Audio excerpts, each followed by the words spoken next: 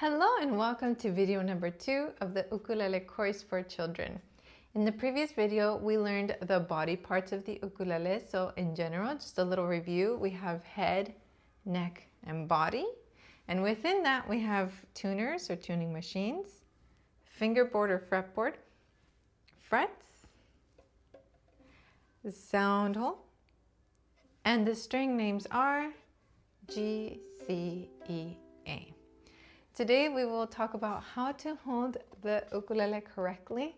I do have this soprano ukulele, which is the smaller size, and I have a tenor, which is quite a bit bigger. So I'm going to show how to hold both of those so that you can find a position that is comfortable for you.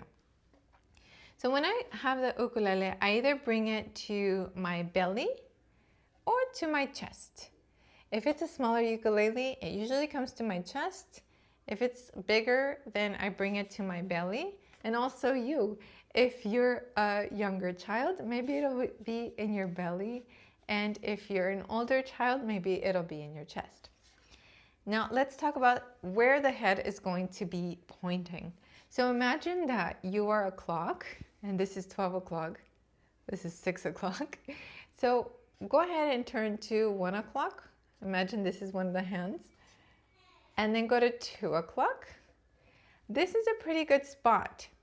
3 o'clock is way too far down. So imagine that space here. I like this position here. This is pretty good. So go ahead and find that from 12 o'clock, go to 1 o'clock and 2 o'clock. I think I like that space where it's like 2 o'clock. It's pretty good. Now, remember we talked about the frets? Your thumb, give me a thumbs up.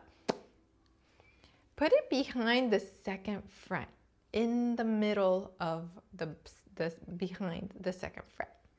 And I do have a little sticker there. I'm not sure if you can see it here, but I have a sticker there to remind me where to put my thumb. Boop. And when I put the thumb in the back center, my hand can reach so many of the frets. Some people try to grab the ukulele like this, and then they end up kind of choking it with a thumb coming up over the top like a caterpillar. That's not really going to give you a good positioning, and it's also going to make your wrist bend. We don't want that. We want the thumb to press the back behind the second fret for now, and for the wrist here to be pretty straight. We don't want it to be doing one of these. We don't want it all bent. We want to drop and have a really nice open palm like that. Now with the front fingers, you know the Lego toys that look like this?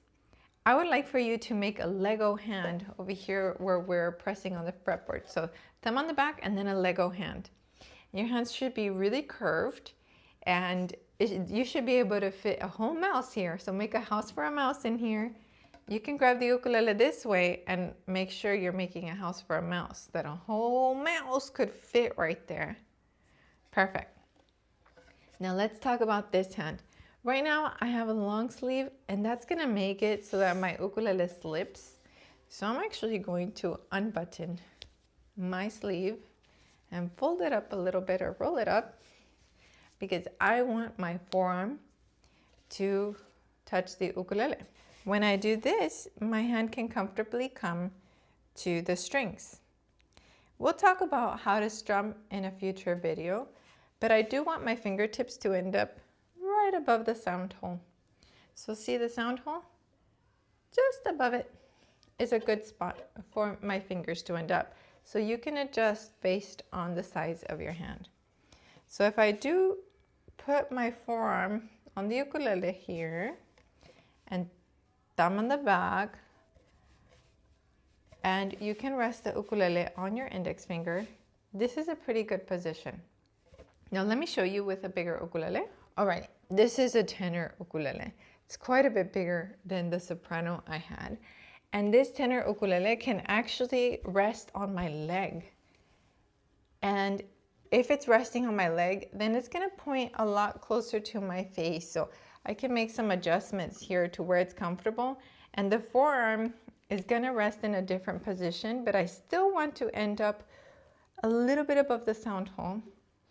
thumb is still going to go behind the 2nd fret. On this one, it might be closer in between the 2nd and 3rd frets.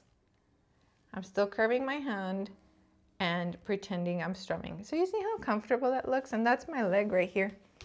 So it can rest on your leg and that can be comfortable. Some of the ukulele is touching my chest right now, but a lot of it isn't. You can see my hand come out on the other side.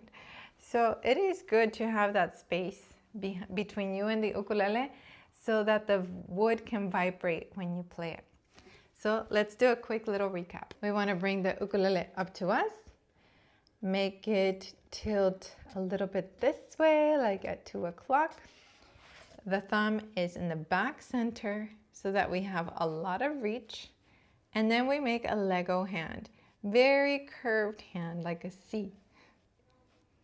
With this hand, I'm going to put the forearm on the instrument where my fingertips end above the sound hole. And remember, would you be talking to someone like this? No, right? So if you notice that your ukulele is floating up and looks like this because you're looking at it, bring it back down. So no helium ukuleles that are floating up, bring it back down.